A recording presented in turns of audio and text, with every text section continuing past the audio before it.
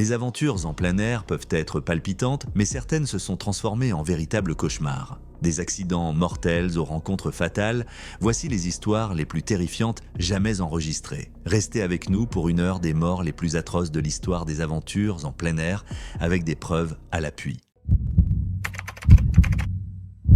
Il y a plus de 100 ans, la dernière ascension de 400 pieds du Half Dome, la formation rocheuse emblématique du parc national de Yosemite, a été équipée de câbles. Situé à 8800 pieds au-dessus du niveau de la mer, le Half Dome a fasciné les amoureux de la nature et les randonneurs depuis très longtemps, malgré les parties plus délicates de la randonnée.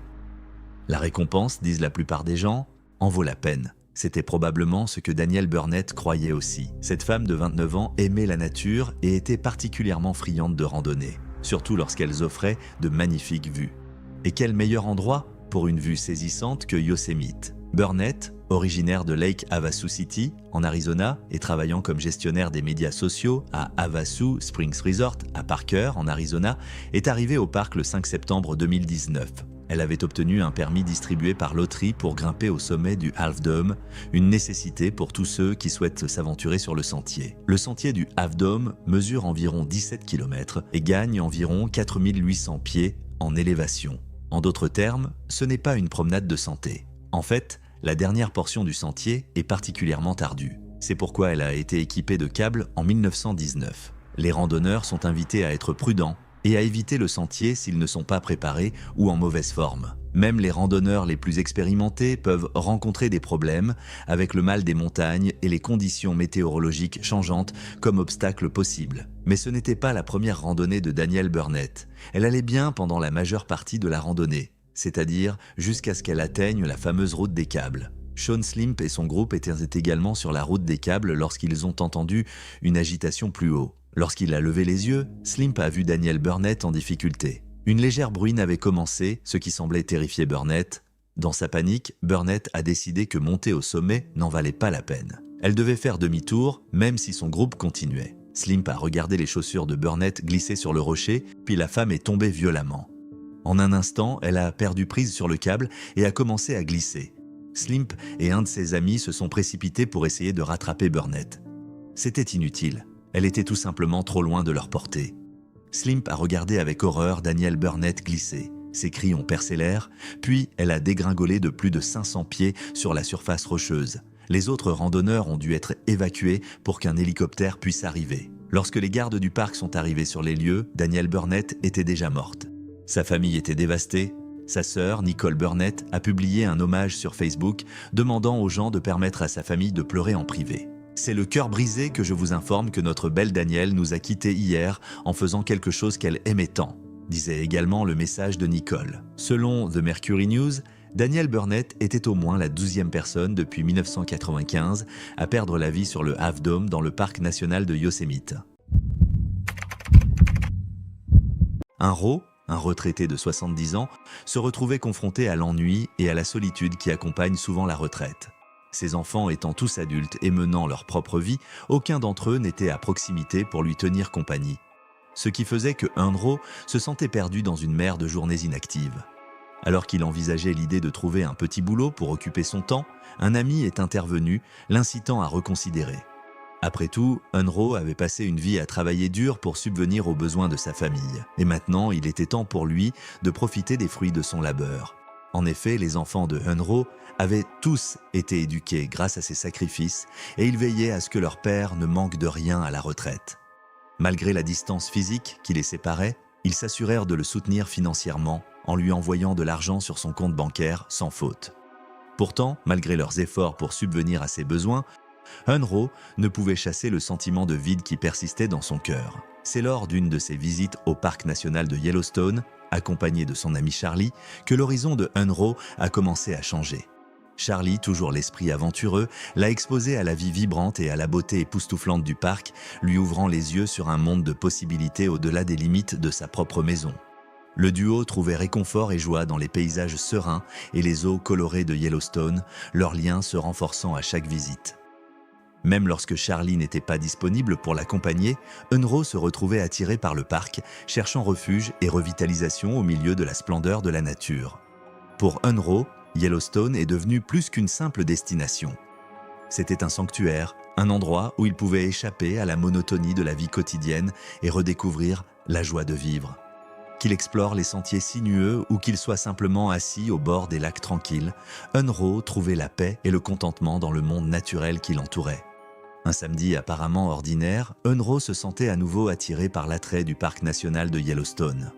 Malgré l'absence de son ami Charlie, Unro s'est lancé seul dans le voyage, cherchant la sérénité et la tranquillité au milieu de la beauté naturelle qui l'entourait. Se dirigeant vers les sources chaudes, Unro savourait la tranquillité du paysage, les eaux bouillonnantes offrant un répit apaisant des soucis du monde. Les heures passèrent dans une solitude bienheureuse jusqu'à ce que la tranquillité soit brisée par les cris frénétiques d'un touriste. Se précipitant sur les lieux, les guides du parc furent confrontés à une découverte glaçante. Une jambe humaine dépassant des profondeurs du lac. En suivant l'indication du touriste, ils firent une sinistre réalisation. Le corps sans vie de Unro, flottant dans l'eau, son destin scellé par des circonstances inconnues. Non accompagné et non identifié, la mort troublante de Unro restait un mystère dans les jours qui suivirent. Ce n'est que 3 mois plus tard que sa famille reçut la nouvelle dévastatrice, leur douleur exacerbée par l'incertitude entourant ses derniers instants. La découverte de son pied, enfermé dans une chaussure, flottant dans la source chaude, n'a fait qu'approfondir le mystère entourant sa mort.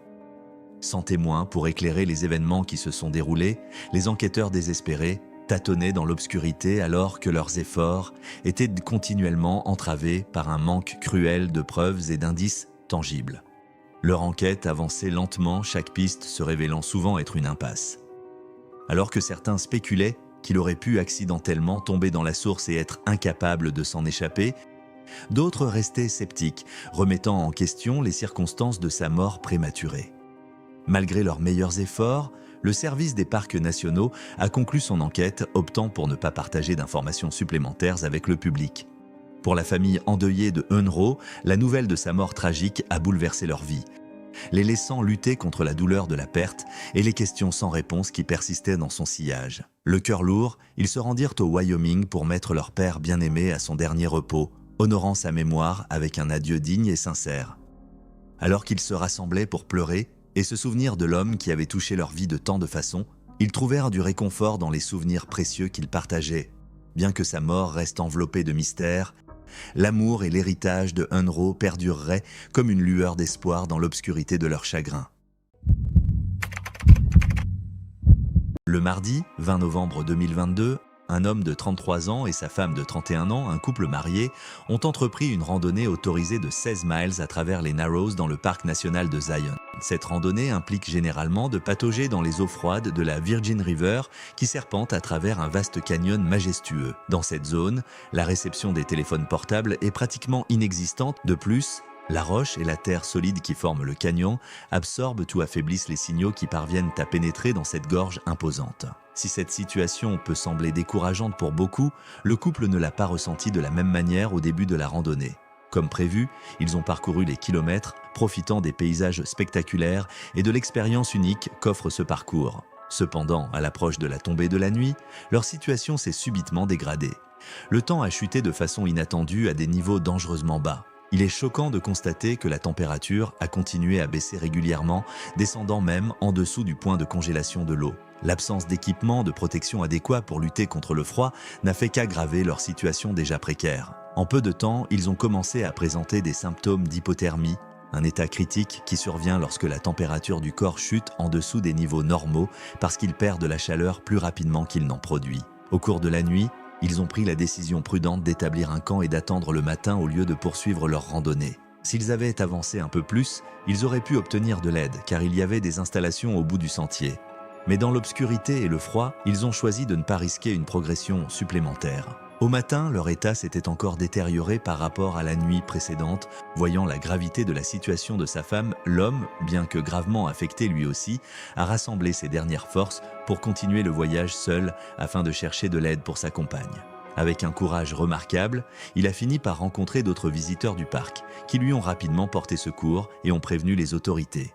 Plus de 20 membres de l'équipe de recherche et de sauvetage ont été rapidement mobilisés et se sont rendus au point d'arrêt du couple déterminés à leur venir en aide. À leur arrivée, les membres de l'équipe de recherche et de sauvetage ont découvert que l'homme était en train de recevoir de l'aide de la part d'autres randonneurs compatissants. Il a été rapidement transporté au centre d'opération d'urgence de Zion pour y recevoir un traitement médical d'urgence approprié. Plus loin, sur le sentier, ils ont trouvé sa femme près de la rivière Virgin, où elle ne réagissait pas. Malgré les efforts désespérés de l'un des randonneurs pour la réanimer, elle est restée inconsciente. Tragiquement, il a été rapidement confirmé qu'elle était décédée. Une enquête a été ouverte pour déterminer les causes exactes de la mort de la femme, mais il a été présumé que l'hypothermie en était la cause principale, exacerbée par les conditions météorologiques extrêmes et l'absence de protection adéquate. À ce jour, les noms du couple ne sont toujours pas connus du public, probablement pour des raisons de confidentialité et par respect pour leur famille en deuil. Ce tragique incident rappelle à tous les dangers potentiels des activités de plein air et l'importance de se préparer adéquatement, surtout lorsque l'on s'aventure dans des environnements aussi imprévisibles que les Narrows du parc national de Zion. Ce qui devait être un voyage amusant entre filles au cœur de la nature s'est transformé en cauchemar absolu pour Carol Sund, 42 ans, sa fille Julie, 15 ans, et Silvina Pelosso, 16 ans. Le 12 février 1999, les trois femmes sont parties pour des vacances de 4 jours près du parc national de Yosemite. Carol, Julie et Silvina ont quitté leur domicile à Eureka, en Californie, sans peur et sans se douter de ce qui allait arriver. On ne peut qu'imaginer l'excitation des trois femmes alors qu'elles montaient à bord de leur vol pour San Francisco. Silvina était une étudiante en provenance d'Argentine. Elle et Julie étaient devenues amies et les Sund étaient très heureux de l'accueillir. Une fois atterrie, Carol a loué une Pontiac Grand Prix rouge de 1999. Elles avaient beaucoup à faire et à voir, et seulement 4 jours avant de retrouver Jens, le mari de Carol, à l'aéroport de San Francisco pour l'accompagner dans un voyage d'affaires en Arizona. La première étape des femmes était Stockton, en Californie. Là, Julie a participé à un concours de cheerleading. Après le concours de Julie, les trois femmes ont repris la route. Elles sont arrivées à El Portal, en Californie, le 14 février. Elles prévoyaient de rester là quelques jours pour explorer le parc national de Yosemite. Elles ont pris une chambre au Cedar Lodge, un complexe situé à seulement 8 miles de l'entrée du parc. Les femmes ont passé la journée suivante, le 15 février, à randonner sur l'un des nombreux sentiers du parc. C'est là, en pleine nature, que Carol, Julie et Silvina étaient le plus en sécurité. Revenir au Cedar Lodge pour la nuit s'est avéré être une erreur terrible et inattendue.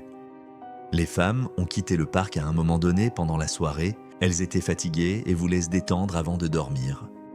Elles devaient rendre la voiture de location le lendemain et ensuite retrouver Jens, le mari de Carol, à l'aéroport de San Francisco. Mais entre les mains du destin, leur plan était voué à l'échec. Une fois de retour au Cedar Lodge, le groupe a demandé quelques vidéos à la réception du lodge. C'était la dernière fois que quelqu'un les voyait vivantes. Ce qui s'est passé ensuite était un crime horrible qui a secoué l'Amérique et marqué l'histoire des parcs nationaux. Le 16 février, Jens Sund fut stupéfait de constater que Carol et les filles ne s'étaient pas présentées à l'aéroport comme prévu. Jens était suffisamment inquiet pour contacter la police. Ensuite, les faits sont devenus plus flous. Il semblait que le départ avait été effectué à l'avance. Les clés avaient été laissées dans la chambre et rien ne semblait anormal. Mais il n'y avait aucune trace des femmes ni de la voiture que Carol avait louée. Pour aggraver les choses, la société de location de voitures a confirmé que Carol n'avait jamais rendu la Pontiac.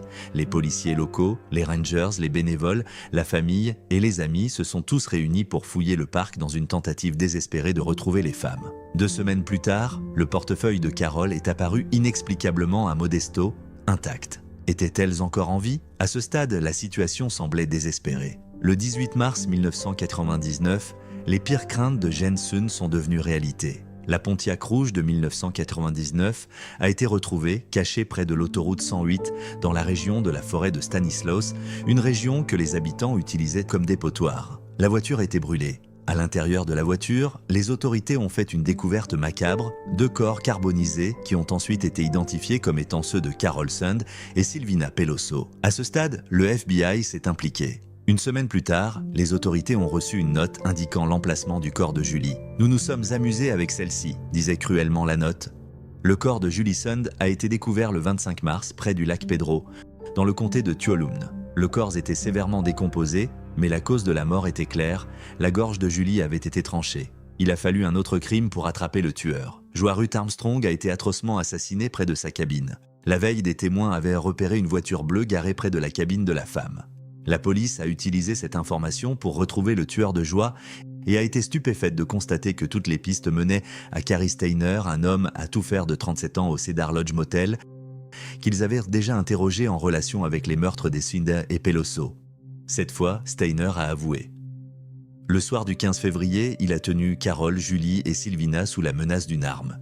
Il a promis qu'il ne leur ferait pas de mal si elles coopéraient. Il a menti.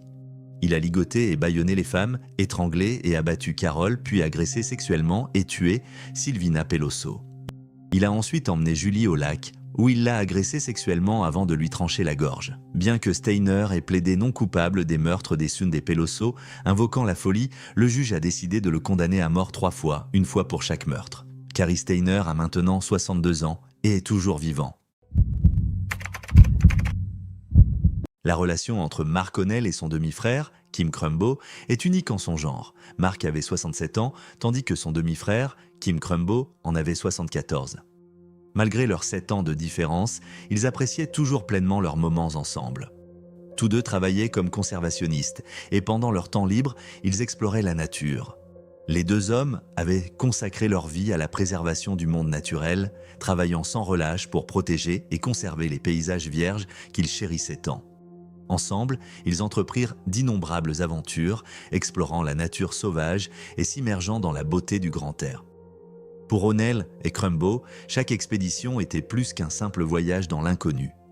C'était une opportunité d'approfondir leur compréhension des mécanismes complexes de la nature et de s'émerveiller devant les merveilles du monde qui les entourait. À chaque pas qu'ils faisaient et à chaque découverte qu'ils réalisaient, ils se rapprochaient en tant que frères et camarades de lutte pour protéger les précieuses ressources de notre planète. Un jour fatidique, O'Neill et Crumbo partirent ensemble comme d'habitude pour une exploration approfondie de la nature, leur regard fixé sur le lac Shoshone dans le Wyoming. Armés seulement de leur passion pour la conservation et leur soif d'aventure, ils entreprirent un voyage de 4 nuits au cœur de l'arrière-pays. Impatients de s'immerger dans la beauté sauvage de la nature. Après avoir installé leur campement sur les rives tranquilles du lac, les frères d'esprit se préparèrent pour la nuit, le cœur rempli d'anticipation pour les aventures qui les attendaient.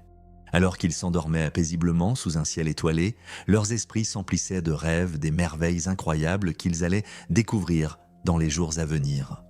Lorsque l'aube se leva et que les premiers rayons de soleil percèrent l'horizon, ils se mirent en route pour leur aventure, mais au cours de cette aventure, quelque chose de tragique se produisit. La tranquillité du lac Shoshone fut brisée par la découverte choquante faite par un groupe de touristes qui s'étaient aventurés dans l'arrière-pays pour une journée d'exploration. Alors qu'ils cheminaient près du bord de l'eau, leur conversation interrompait le silence de la nature, leurs pas faisant bruisser les sous-bois alors qu'ils avançaient le long du sentier. Soudain, leur progression fut arrêtée par l'arrêt brutal du touriste en tête de file. Ses compagnons se regroupèrent autour de lui, la curiosité piquée, leurs yeux attirés par la forme inanimée de Mark O'Neill gisant près de la rive, son corps immobile et silencieux au milieu de la beauté du paysage naturel.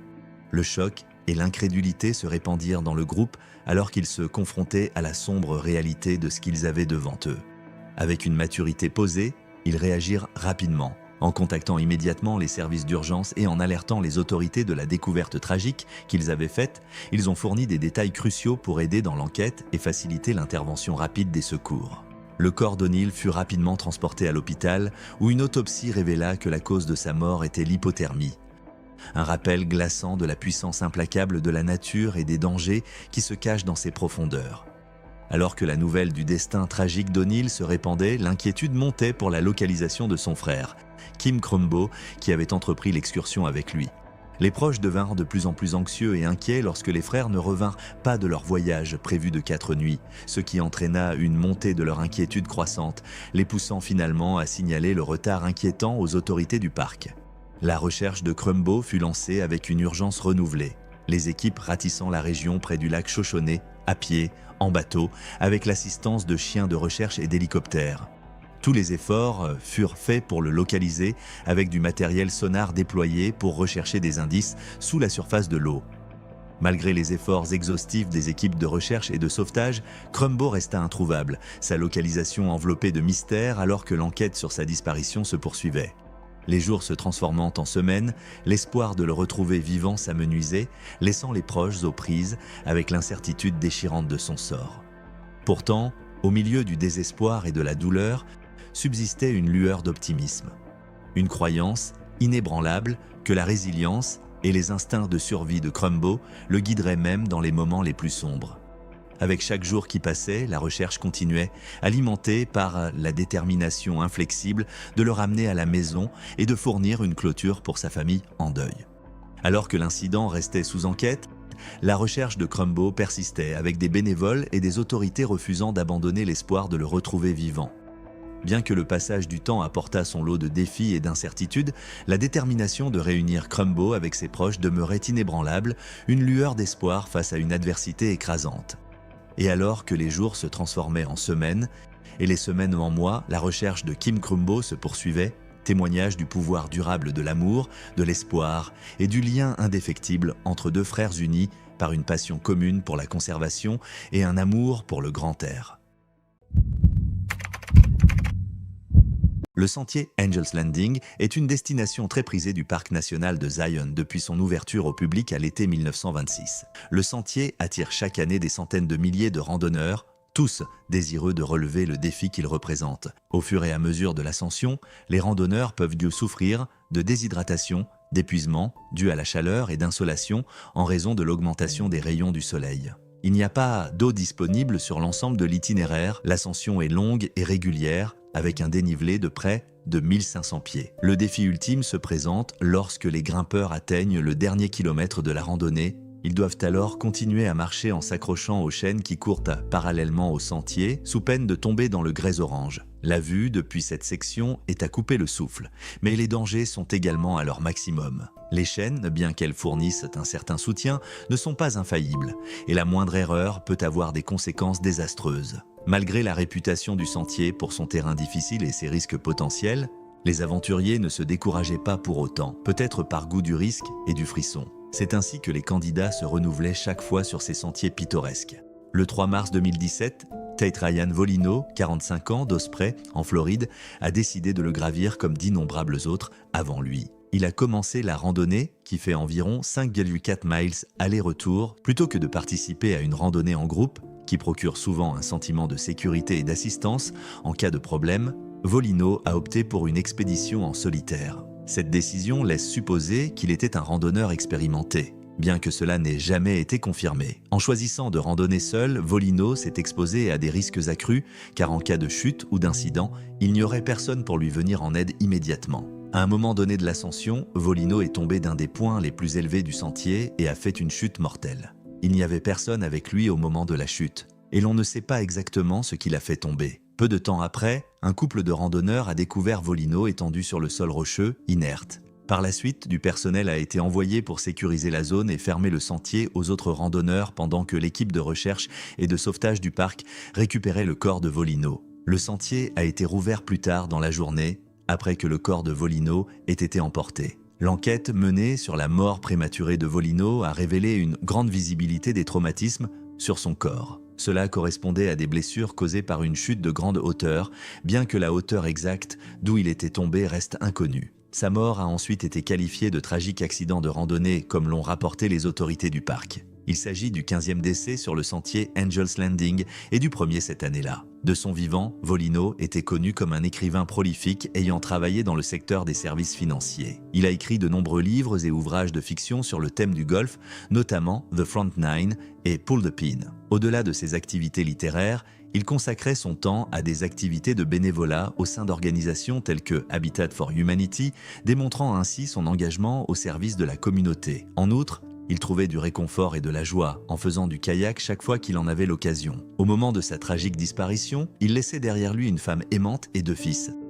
La perte de Volino a été ressentie profondément par tous ceux qui le connaissaient. Ses collègues et amis se sont souvenus de lui comme d'un homme généreux et passionné, toujours prêt à aider les autres.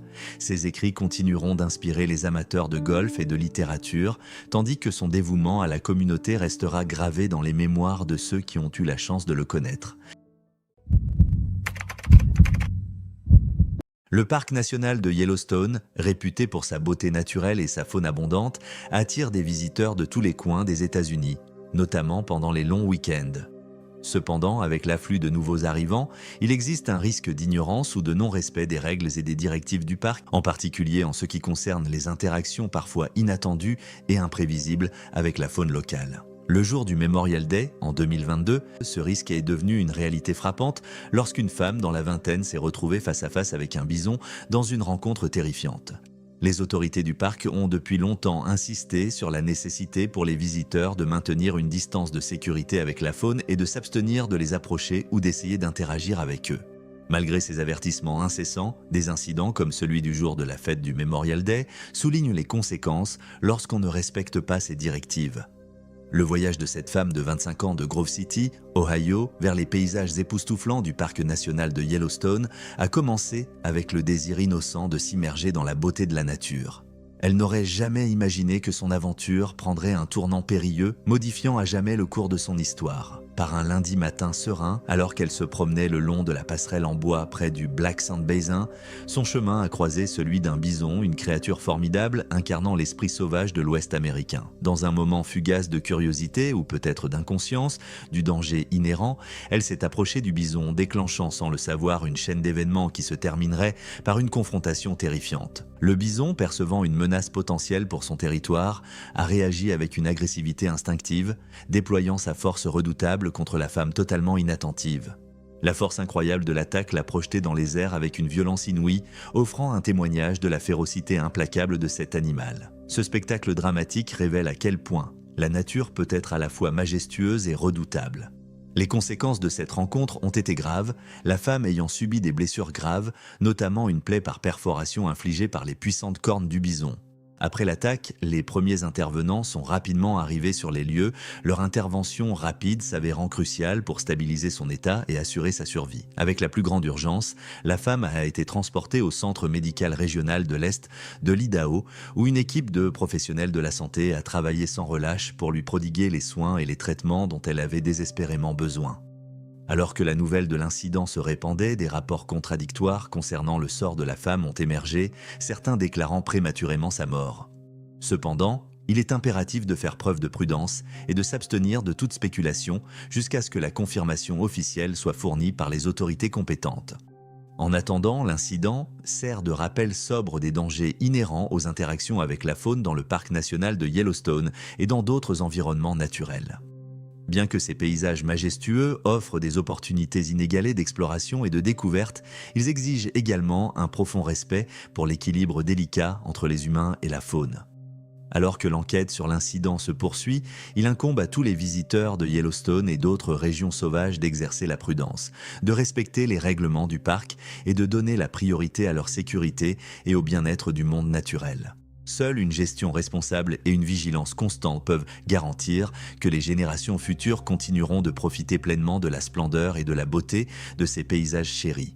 En préservant soigneusement ces environnements naturels et en adoptant des pratiques durables, nous pouvons assurer que ces trésors de la nature resteront intacts pour les années à venir, offrant ainsi un refuge sûr et agréable pour tous ceux qui cherchent à les admirer.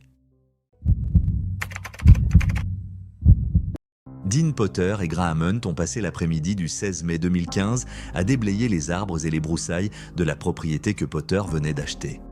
La journée avait été pluvieuse et fraîche, mais alors que le ciel se dégageait et que la lumière diminuait, les deux aventuriers décidèrent de se diriger vers le parc national de Yosemite pour un saut depuis Taft Point, un promontoire de 7500 pieds surplombant certains des sites les plus célèbres de Yosemite. L'appel de la nature, l'appel de l'aventure, était presque inévitable pour les deux hommes. Le parc national de Yosemite était le décor et la raison de nombreuses de leurs expériences remplies d'adrénaline. Les hommes savaient que ce qu'ils allaient en faire n'était pas considéré comme une activité de loisir pour la plupart des gens. Mais ils n'étaient pas comme la plupart des gens. Ils étaient des base jumpers utilisant leur wingsuit et leur parachute pour plonger depuis des falaises impressionnantes à des hauteurs vertigineuses. À 43 ans, Dean Potter était l'un des base jumpers les plus expérimentés au monde et un athlète légendaire. Graham Hunt, 29 ans, était l'apprenti de Potter, mais le base jumping est illégal dans tous les parcs nationaux. C'est pourquoi il devait généralement attendre le crépuscule ou l'aube avant de tenter un saut. Autrement, ils risquaient de se faire confisquer leur équipement coûteux, voire de passer des mois en prison. Potter et Hunt sont arrivés à Taft Point accompagnés de Jen Rapp, la petite amie de longue date de Potter. Rapp devait agir en tant qu'observatrice et photographe pour les aventuriers. Vers 19h25 ce soir-là, les deux hommes étaient enfilés dans leur combinaison, prêts à sauter. Ils avaient remarqué une légère brise se lever, mais l'expérience vaste de Potter lui disait qu'il n'y avait rien à craindre. Aucun d'eux n'était inquiet. Ils avaient fait le saut de nombreuses fois auparavant, ensemble ou seuls. Ils chérissaient et recherchèrent cette sensation unique de la chute, l'adrénaline et la douce caresse de l'air lorsque leur wingsuit se gonflait. Ils prévoyaient de voler vers la droite en direction de la vallée. Pour ce faire, les hommes devaient franchir Lost Brother, une crête qui descendait, se terminant par un mur vertical. La crête avait une encoche, une indentation en forme de V, familière aux deux sauteurs. Hunt passait habituellement par l'encoche, mais Potter préférait contourner la crête par la gauche. Potter fut le premier à sauter. Hunt le suivit.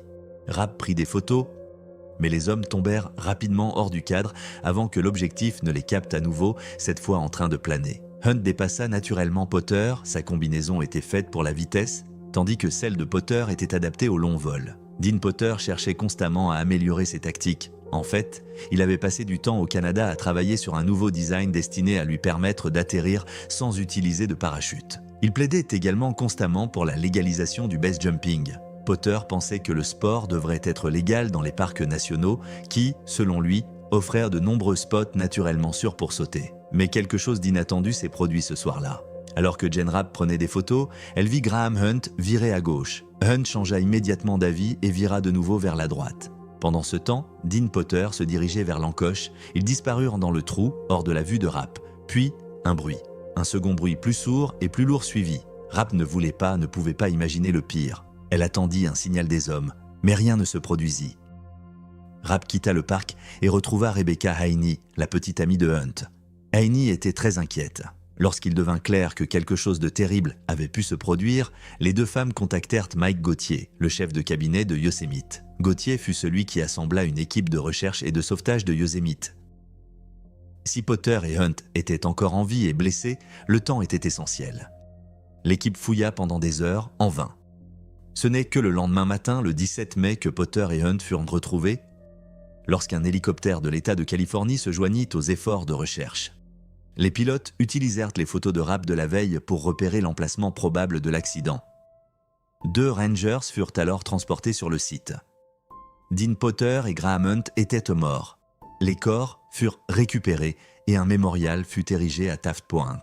Des plumes, une canette de bière, des drapeaux de prière tibétains et une photographie de Potter ornaient le point de vue lorsque Rapp y retourna, 3 jours après l'accident.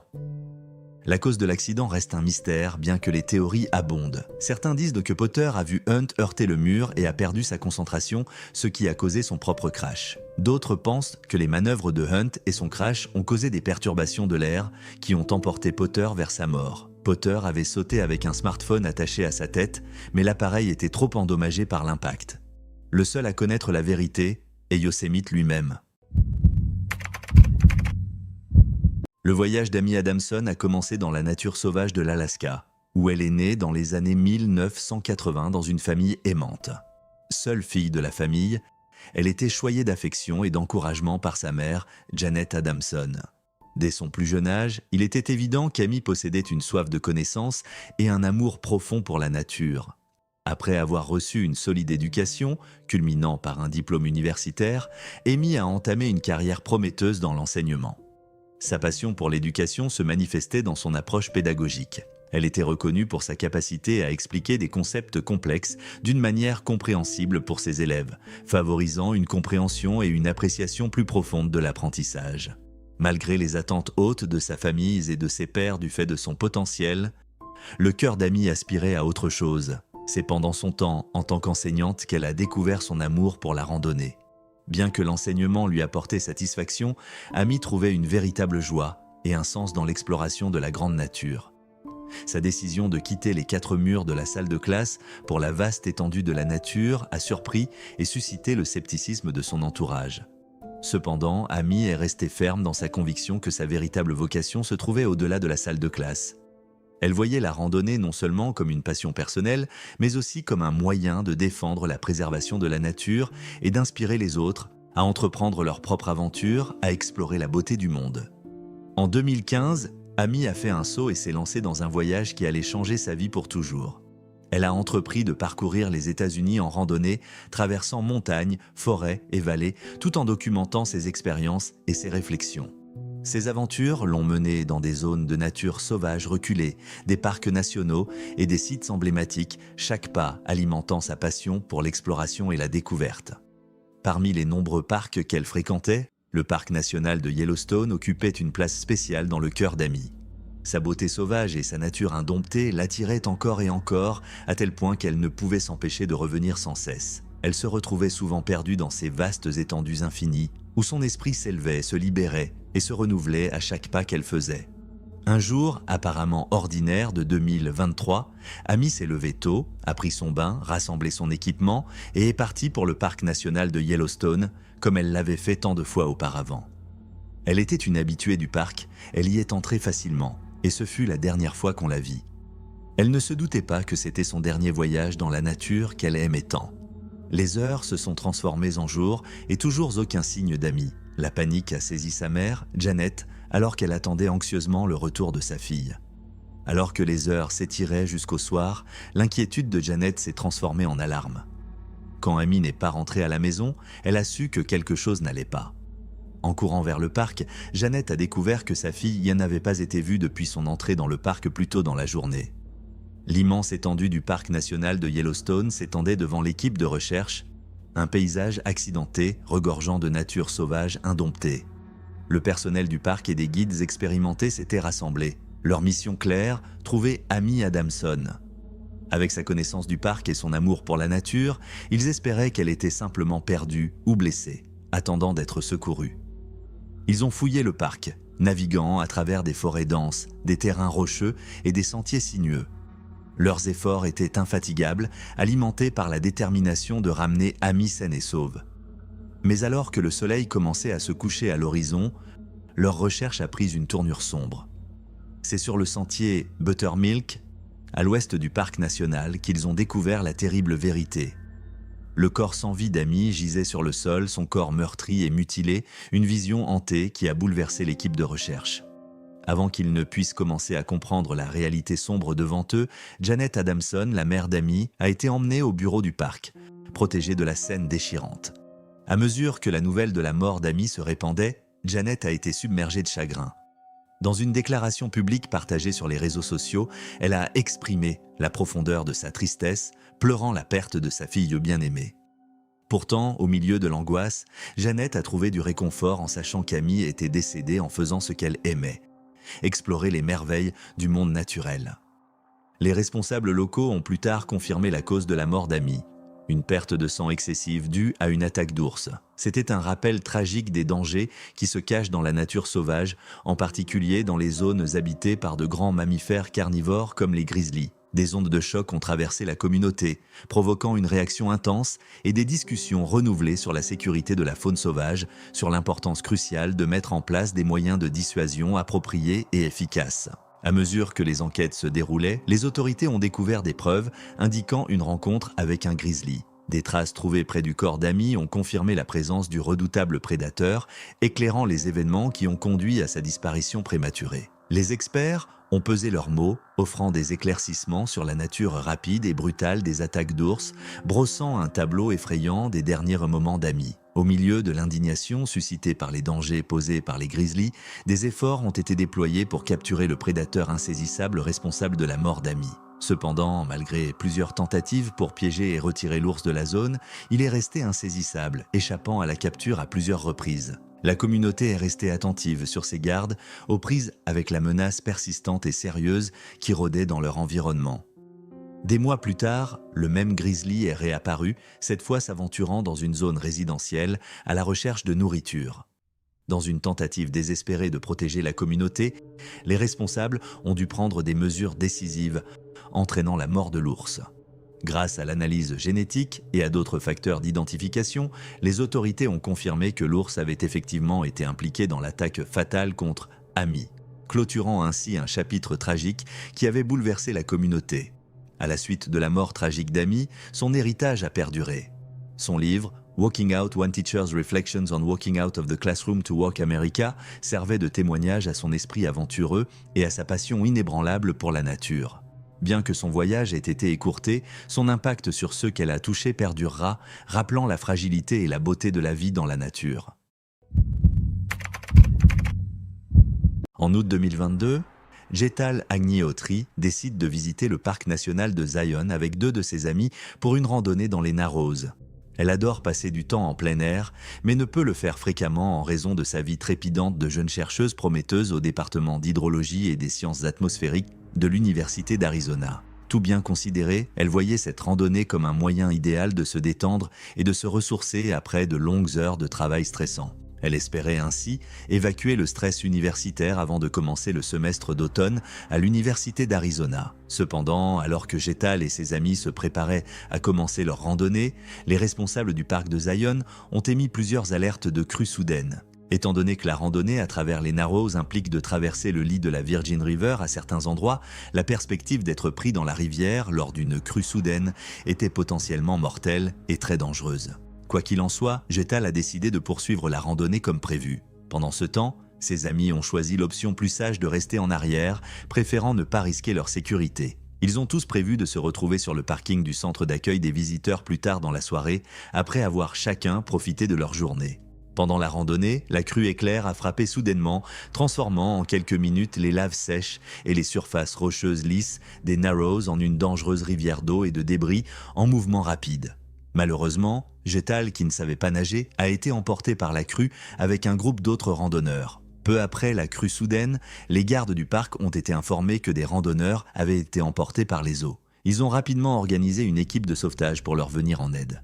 Un randonneur blessé a été découvert en aval, à plusieurs centaines de mètres, sur la Virgin River et a été immédiatement transporté à l'hôpital. Plusieurs autres randonneurs se sont retrouvés bloqués sur des terrains élevés entourés d'eau, mais ils ont été escortés en toute sécurité jusqu'à la terre ferme une fois que le niveau de l'eau a baissé. Les gardes forestiers ont ensuite interrogé les visiteurs du parc, leur demandant s'il manquait quelqu'un dans leur groupe. Lorsque personne n'a donné d'informations sur une personne disparue, ils ont cru que tout le monde avait été retrouvé. Cependant, quelques heures plus tard, Jethal a été portée disparue, probablement par ses amis, lorsqu'elle n'est pas apparue au point de rendez-vous convenu. Cela a déclenché un effort de recherche immédiat impliquant une équipe de sauveteurs rapides, formés à l'eau, des chiens de recherche et plus de 170 intervenants d'urgence. Le premier jour des recherches, Jethal n'a pas été retrouvé. Alors que les recherches se poursuivaient, la famille de Jethal, qui s'était déplacée pour participer aux recherches, attendait avec impatience toute nouvelle concernant sa localisation. Le frère de Jethal s'est même entretenu avec des médias, se disant choqué par la soudaineté des inondations et déplorant l'angoisse de la famille de ne pas savoir ce que Jethal vivait. Le même jour, une vidéo diffusée par un média montrait au moins 2 personnes s'accrochant désespérément à des morceaux d'arbres tombés au sol emportés par la crue soudaine. L'une des personnes ressemblait à Jethal, bien que la vidéo n'ait pas permis de le confirmer à 100%.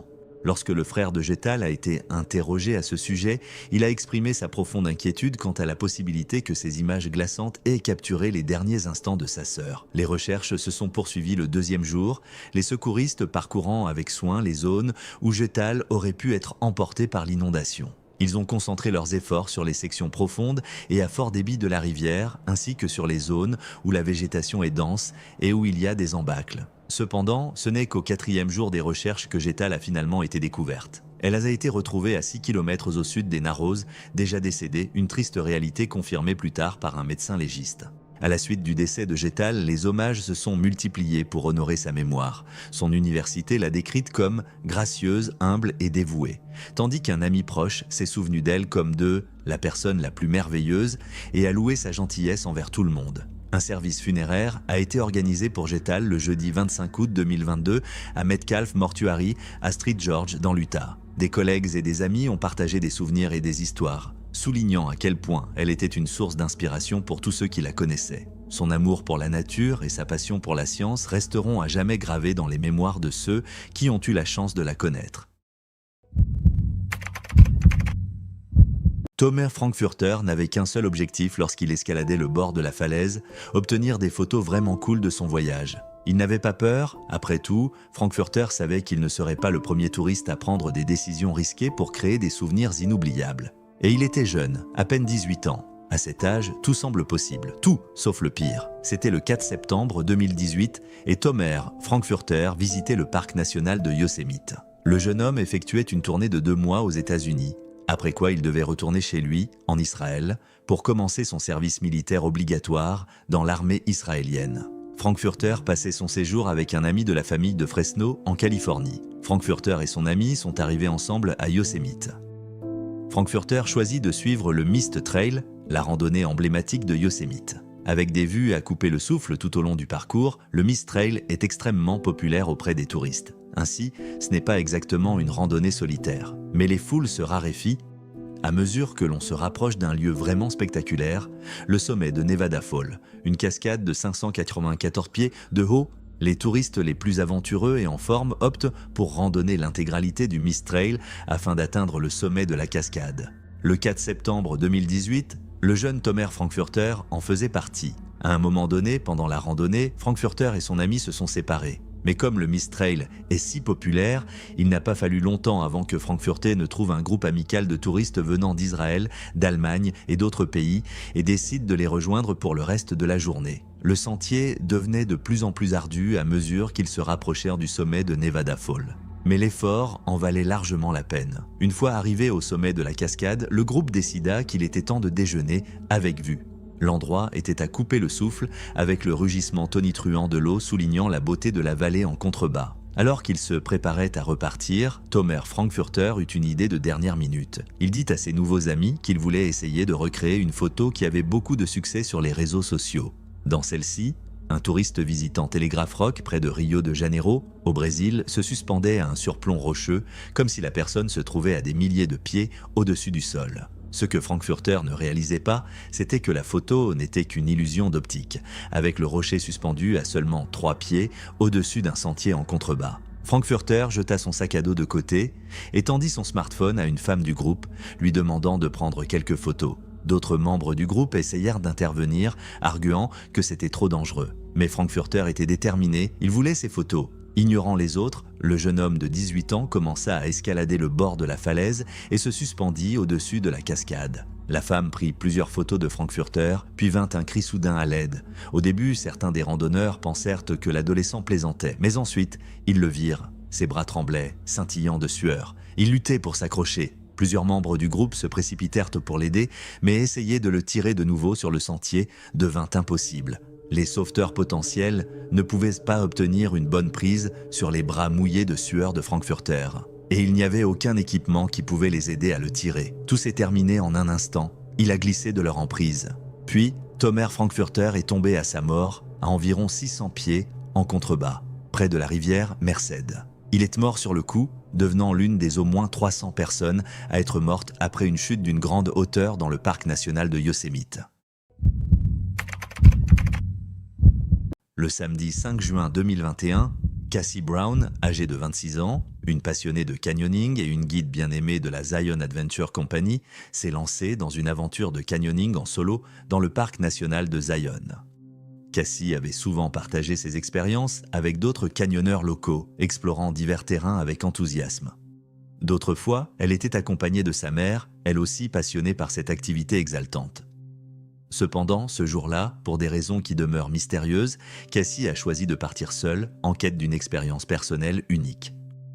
Compte tenu de l'amour profond que Cassie nourrissait pour ce hobby et de son engagement indéfectible envers la sécurité.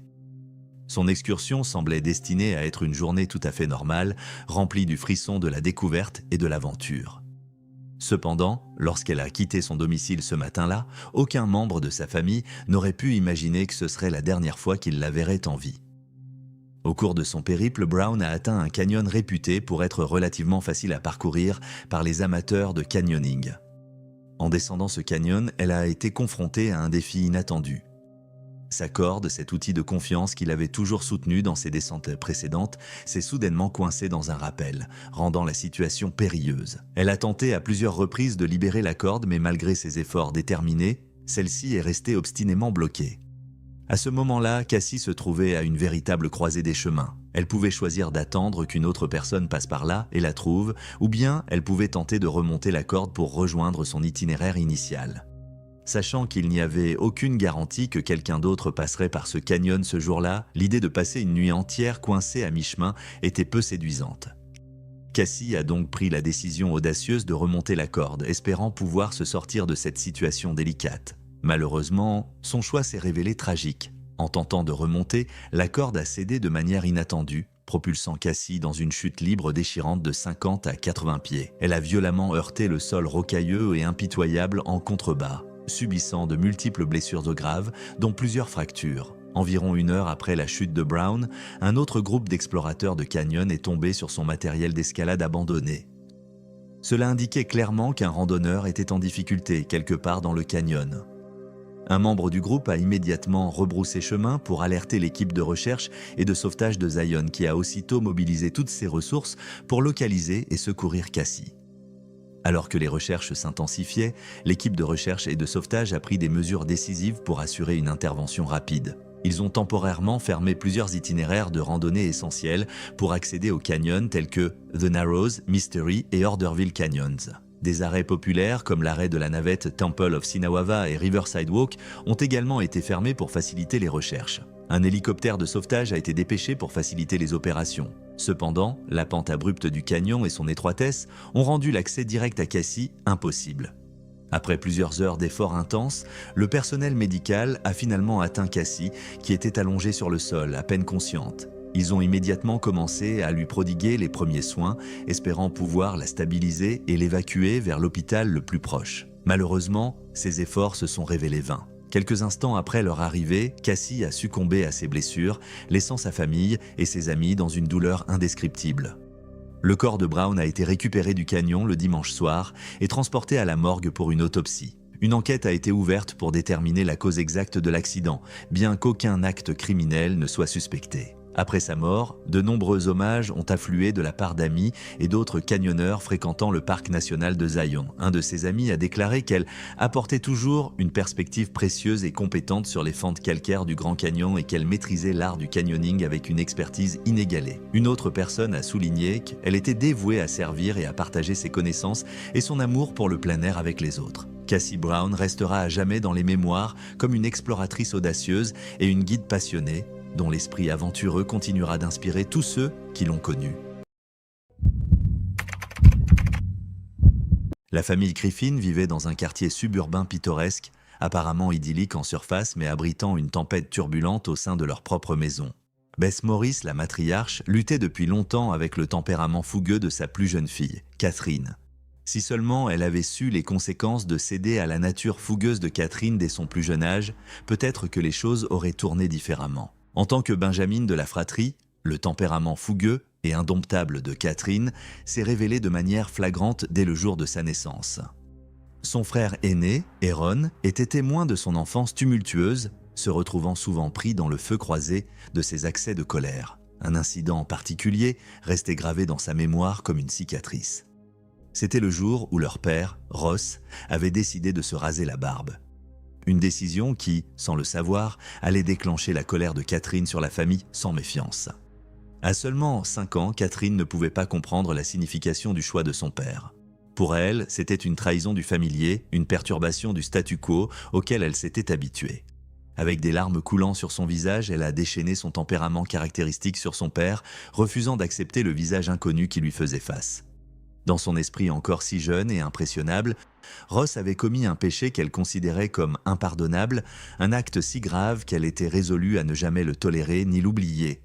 À mesure que Catherine grandissait, son tempérament fougueux ne faisait que s'intensifier, devenant une source de tension constante au sein de la maison des Griffin. Les disputes éclataient comme des incendies de forêt, laissant des cicatrices émotionnelles qui persistaient longtemps après l'extinction des flammes.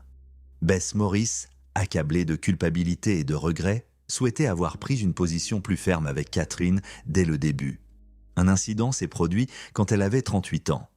Catherine cherchait toujours à échapper à son travail exigeant de travailleuse de construction en visitant le parc national de Yellowstone avec son compagnon de voyage, McCollum, les week-ends. Cependant, une dispute a dégénéré en raison du tempérament fougueux de Catherine, menant à une issue tragique. Dans le feu de l'action, Catherine a impulsivement saisi une arme à feu et malgré le fait qu'il s'agissait d'une dispute verbale, a mis fin à ses jours. Les fenêtres ouvertes du camion de McCollum ont permis au bruit de la détonation de résonner dans le parc, causant la panique parmi le personnel et les touristes. La soudaine éruption de chaos a brisé la tranquillité du parc, les gens fuyant par crainte pour leur sécurité. McCollum, sous le choc et l'incrédulité, est sorti du camion et s'est effondré au sol, accablé par le poids des événements tragiques se déroulant devant lui. Il n'a pas fallu longtemps avant que les autorités du parc n'arrivent sur les lieux, attirés par le tumulte et la traînée de désespoir qu'il laissait dans son sillage. En s'approchant du camion, ils ont découvert le corps sans vie de Catherine, le sang tachant le siège à côté d'elle. Au milieu du chaos croissant, McCollum s'est retrouvé brusquement sous les projecteurs, confronté à des accusations de possession de drogue ainsi qu'à de multiples violations du code de la route, toutes en lien avec la mort tragique de Catherine. Alors que les autorités tentaient de reconstituer les événements menant à l'incident tragique, Beth Ross, la mère de Catherine, et Aaron, son frère, ont été informés de l'incident, leur douleur palpable, alors qu'ils luttaient pour accepter la perte soudaine et insensée. Pour Beth, les souvenirs de Catherine enfant, les moments de tendresse et d'affection, se heurtaient à la dure réalité de la disparition prématurée de sa fille. Malgré leur chagrin, la famille a confirmé la relation de Catherine avec McCollum, un détail que les autorités ont choisi de ne pas divulguer publiquement. En repensant à l'enfance de Catherine, Beth se souvenait de moments de réconfort et de consolation lorsque Catherine cherchait refuge dans les bras de sa mère, en quête de réassurance et d'amour. C'était un contraste saisissant avec le tempérament fougueux et impétueux qui avait défini toute la vie adulte de Catherine. Un rappel poignant de la complexité profonde de l'esprit humain, ainsi que des luttes silencieuses et invisibles qui se cachent souvent sous la surface de chaque individu. Aaron, le frère de Catherine, luttait également pour trouver du réconfort dans les souvenirs des moments plus heureux, sachant que se concentrer sur le passé ne ferait qu'approfondir son chagrin. Pour lui, avancer signifiait affronter de front la réalité douloureuse de la mort de Catherine, une tâche ardue qui semblait insurmontable à la suite d'une telle tragédie. El Capitan, ou le chef, est le monument le plus célèbre du parc national de Yosemite, une formation rocheuse verticale s'élevant à 3000 pieds au-dessus du parc. Pour certains, El Capitan est l'une des belles créations de Mère Nature, pour d'autres, ce n'est qu'un gros rocher. Mais il y a aussi une catégorie spéciale de personnes, celles qui voient El Capitan comme un mode de vie, un lieu qui nourrit l'âme. Tim Klein, 42 ans, de Leona Valley en Californie, et Jason Wells, 45 ans, de Boulder, au Colorado, faisaient partie de cette catégorie spéciale de personnes. Ils étaient des grimpeurs immensément expérimentés, ayant conquis de nombreuses parois et sommets. Klein et Wells considéraient tous deux El Capitan comme un lieu unique en son genre. Wells appelait même le monolithe de granit sa pierre magique. Le matin du 2 juin 2018, Tim Klein et Jason Wells étaient déjà debout et faisaient ce qu'ils aimèrent le plus: l'escalade rapide de la portion Free Blast de 10 longueurs de la Salate Wall d'El Capitan. Leur objectif était simple: réaliser une ascension en une journée en utilisant une technique appelée short fixing. Ce n'était pas leur première expérience. Klein et Wells avaient grimpé El Cap environ 70 fois ensemble et ils avaient près de 200 ascensions d'El Capitan à eux deux. Les deux hommes avaient un statut presque légendaire au sein de la communauté des grimpeurs. Ils étaient reconnus pour être toujours joyeux et, plus important encore, rapides et sûrs. Ils étaient amis et partenaires d'escalade depuis des décennies, ce qui leur permettait de parcourir le monolithe plusieurs fois au cours du même week-end, voire même 2 fois dans la même journée. Cette fois-ci, Klein et Wells étaient rejoints par un troisième grimpeur, Kevin Prince. C'était un samedi typiquement chargé sur El Cap. Plusieurs équipes de grimpeurs étaient à la fois devant et derrière Klein, Wells et Prince. Alors que les 3 hommes progressaient sur la Salate Wall, ils rencontrèrent Jordan Cannon et son équipe. Ils dépassèrent rapidement Cannon, montant la paroi à toute vitesse. Quand Cannon regarda les hommes, il lui sembla que Wells et Klein grimpaient en simultané. Si son observation était correcte, alors Klein et Wells étaient attachés à la même corde tout en se déplaçant en même temps. Cannon remarqua également que Prince grimpait en solo sur une corde que Klein avait sécurisée à des ancrages à boulons positionnés au-dessus de la portion $half de l'ascension. Il sembla à Cannon que les hommes avançaient rapidement, utilisant la technique du short fixing sans placer beaucoup de protection. Alors que Jason Wells et Tim Klein progressaient à travers les longueurs 9 ou 10, une portion modérément difficile de l'ascension, approchant des Mammoth Terrace, la chance et l'expérience les trahirent. Il était environ 8h15 quand Jordan Cannon, que les hommes avaient dépassé plus tôt, entendit un bruit sourd venant d'en haut. Quand il leva les yeux, Cannon vit Jason Wells tomber d'environ 196 pieds avant de s'arrêter brièvement. Puis, Wells tomba encore plus loin et heurta la paroi. Presque instantanément, Cannon entendit Tim Klein crier. Klein tomba aussi. Leur corde se prit derrière un bloc, suspendant les hommes dans les airs pour un très court moment. Mais ensuite, la corde fut coupée, condamnant Wells et Klein. Les hommes tombèrent à leur mort, environ 1000 pieds plus bas. Les autorités n'ont pas pu déterminer pourquoi les 2 grimpeurs expérimentés sont tombés. Selon Cannon, il était également impossible de déterminer s'ils avaient du matériel entre eux en raison de la corde coupée à quelques pieds au-dessus du nœud de Klein. Leur accident est ainsi devenu un autre mystère de Yosemite. Tim Klein et Jason Wells sont tous deux souvenus affectueusement par ceux qui les connaissaient et par ceux qui ont été inspirés par les performances extraordinaires du duo. Klein était un enseignant apprécié au lycée de Palmdale, élu 2 fois enseignant de l'année. Il laisse derrière lui sa femme et ses 2 jeunes fils. Wells travaillait comme gestionnaire d'investissement et est rappelé pour son immense amour de l'escalade. Le lundi 14 septembre 2015, un groupe de 7 randonneurs a entrepris d'explorer le canyon de Keyhole dans le parc national de Zion. Cette aventure, selon les estimations habituelles, aurait dû durer entre 1 et 4 heures. Le groupe était composé d'adultes âgés de 40 à 50 ans, la plupart résidant en Californie. Selon les rapports, les membres du groupe étaient Mark Mackenzie, Linda Arthur, son mari Steve, Gary Favela, Muku Reynolds, Robin Broom et Don Teichner. Certains d'entre eux avaient suivi un cours d'initiation au canyoning avant la randonnée, d'autres se connaissaient par le biais d'un club de randonnée à Valencia, en Californie. Ensemble, ils possédaient suffisamment d'expérience pour entreprendre cette randonnée un jour normal. Cependant, ce jour de septembre, qui semblait au départ tout à fait ordinaire, avait quelque chose de bien différent en réserve pour les randonneurs. 2 heures après midi, les autorités ont été contraintes de fermer tous les canyons des environs à cause d'un orage imprévu qui a déclenché des crues soudaines. Bien que les gardes du parc mettent régulièrement en garde les randonneurs contre les risques d'inondation en période de mousson, ce groupe a choisi de s'aventurer dans le canyon malgré ces avertissements. La raison de leur décision n'est pas clairement établie, mais il se peut qu'elle soit due au fait que les permis pour le Keyhole Canyon étaient très convoités, car seuls 80 visiteurs sont autorisés à s'y rendre par jour. Le canyon de Keyhole est un terrain essentiellement désertique et il n'y avait aucun moyen pour les gardes de les atteindre à temps pour les prévenir du danger imminent. Le torrent est passé au-dessus de leur tête en quelques instants et les a emportés sur des kilomètres en aval. La situation désastreuse du groupe n'aurait peut-être jamais été connue si 3 autres randonneurs ne les avaient pas croisés plus tôt au cours de leur propre randonnée.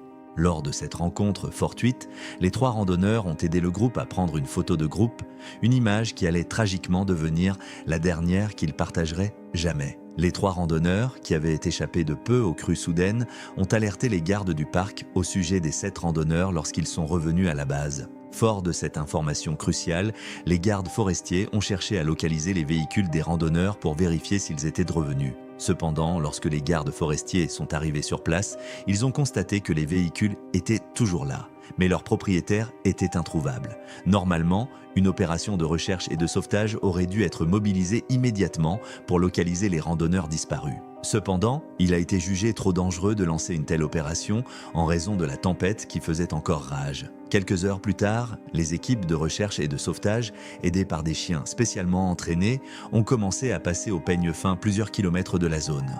Elles ont cherché des traces des randonneurs, qu'il s'agisse de leurs restes ou d'indices, montrant que l'un d'entre eux avait peut-être réussi à survivre à cette épreuve. C'est finalement ce qui s'est passé. En l'espace d'une semaine, les corps de chacun des 7 randonneurs ont été retrouvés à différents endroits du canyon, confirmant que la crue soudaine leur avait bel et bien coûté la vie. La nouvelle de leur décès a profondément bouleversé leur famille, ainsi que les communautés locales de randonneurs auxquelles certains d'entre eux appartenaient. Plusieurs mois plus tard, un banc commémoratif a été érigé au Topanga State Park pour honorer la mémoire des randonneurs qui ont perdu la vie dans ce tragique incident. En plus de ce mémorial, des cérémonies et des hommages ont eu lieu dans leur ville natale, soulignant la perte tragique de ces amoureux de la nature. Des initiatives ont également été prises pour sensibiliser davantage les randonneurs au danger des crues soudaines et à l'importance de suivre les avertissements météorologiques afin de prévenir de futures tragédies similaires. Les 7 randonneurs resteront dans les mémoires comme des aventuriers courageux, victimes d'un caprice brutal de la nature.